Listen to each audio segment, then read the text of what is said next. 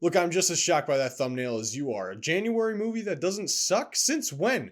Since Drew Hancock and company decided to buck the trend, I guess.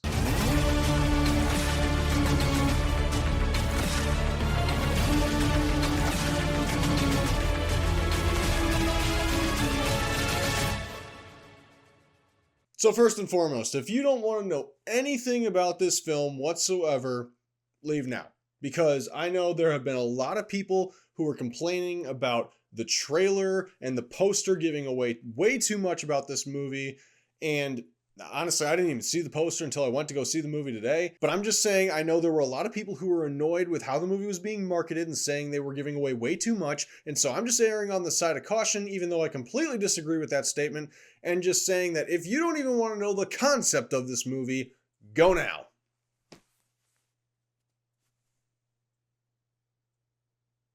Okay, and with that, for those of you who felt burned because the trailer and the poster implied that Iris was an AI robot, don't worry, that is not a huge twist that the marketing is just spoiling for you. Honestly, this concept is just baked into the very fabric of the film, and it's really not that big of a deal knowing this going in. I mean, matter of fact, really all you're doing is enhancing the first 15 minutes of the film up until you get the explicit confirmation, which is already being implicitly dropped and referenced numerous times up until that point. So you're not having the experience ruined for you. That is not the major twist or anything. This is the concept. This is what is selling you on the whole thing. But man, this is such a great concept in terms of blending science fiction, which honestly isn't that far off from our own reality in a lot of ways, combined with slasher elements and this darkly comedic undertone throughout. And I just thought they executed it really well. Sophie Thatcher is an actress I haven't seen a whole lot of. I think the only other thing prior to this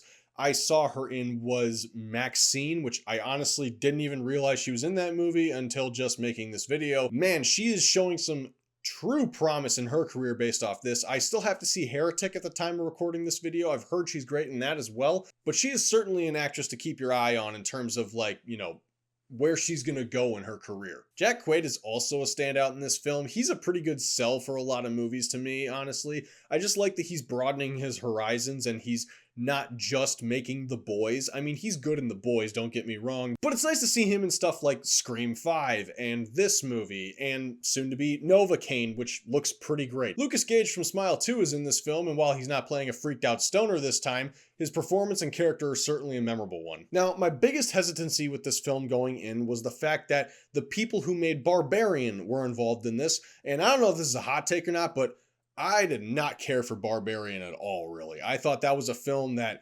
totally missed the mark, had an interesting story going along, and then by the time it wrapped up in the last 10 to 15 minutes, you lost me completely, and I felt like the entire experience was tarnished. However, from the people who made Barbarian, or whatever the tagline is in the trailer, all that means is 3 of the producers from Barbarian and the director of Barbarian produced this movie. So really, not that big of a deal. It's like when Ari Aster produced Dream Scenario. He's a director I don't really care for all that much, but Dream Scenario was a movie that I thought was great, and because he wasn't at the helm of it, I think it turned out good. As for the plot, I thought it was really well executed. Lots of twists and turns, kept me engaged, and by the end had a really satisfying conclusion, which is more than I can say for Barbarian. I'm not gonna lie, I expect a lot less of this film. I didn't really know what to expect, but right off the bat, they jumped into something way more messed up than I was anticipating, and that got me excited. As for the slasher elements of the film, they don't hold back, and I appreciate that they used practical effects for most of it from what I can tell. There's some gnarly kills in this film, and there's one in particular that is such a great use of Chekhov's gun, which, I mean, you'll know it when you see it, but I didn't even know that they were going in that direction until it happened, and I was just like, all right, that's great. Thematically, I think this film presents itself well when it's tackling the topics of abusive and controlling relationships. That's the main allegory they're hitting on here. And I think that this film succeeds at doing that a lot better than a film like Blink Twice from last year. Now, don't get me wrong, I liked Blink Twice. I think I gave it a 7 out of 10 in my review from last year. But at the same time, it wasn't a film that stuck the landing properly, and I thought they did a better job with this film. I thought in Blink Twice, it had a pretty solid story, and then right at the last second, they just shot themselves in the foot the same cannot be said for Companion. Also, in terms of addressing the whole concept of robots, artificial intelligence, whatever, I thought they did a really great job,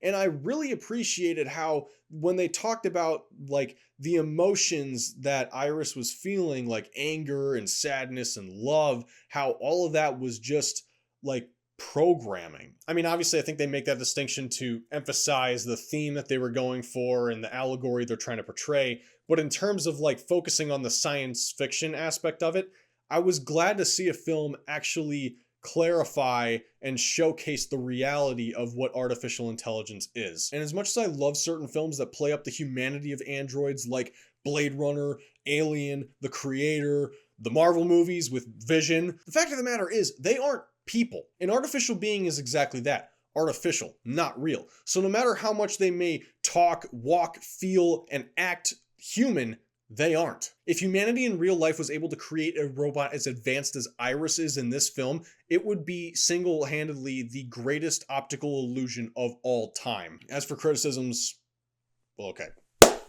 Skip to that time if you don't want to know anything. I promise this isn't anything major, but still gonna throw up the warning anyway. So as a robot, Iris has multiple different settings, and one of them is her intelligence. And at one point, she upgrades her intelligence to 100%. And I'm thinking, oh, this is gonna play out like Scarlett Johansson in that movie Lucy, where she like maximizes her brain power or whatever. And really, that's not what happens. It just kind of gives her the ability to assess situations better. And so she's running through several different scenarios of how to get out of a particular situation and what the outcomes are and the likelihood of success. And that was all fine and dandy, but the fact of the matter is she's kind of saying this out loud to herself as she's thinking it through.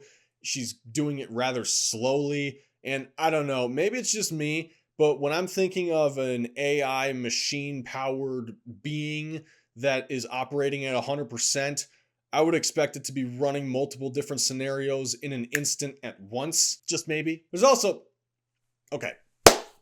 Major spoilers. Skip to this time if you don't want to know anything. I promise no more spoilers will come past this point. Getting a little bit more explicit with the details here. So because of events in the plot that are leading up into this point, Jack Quaid and his friends are trying to stop Iris and just straight up take her out. And several times they have her subdued and tied up where they easily could stop her, but they're taking too long to do something, or they walk out of the room, or they're just not as efficient at what they're doing as they should.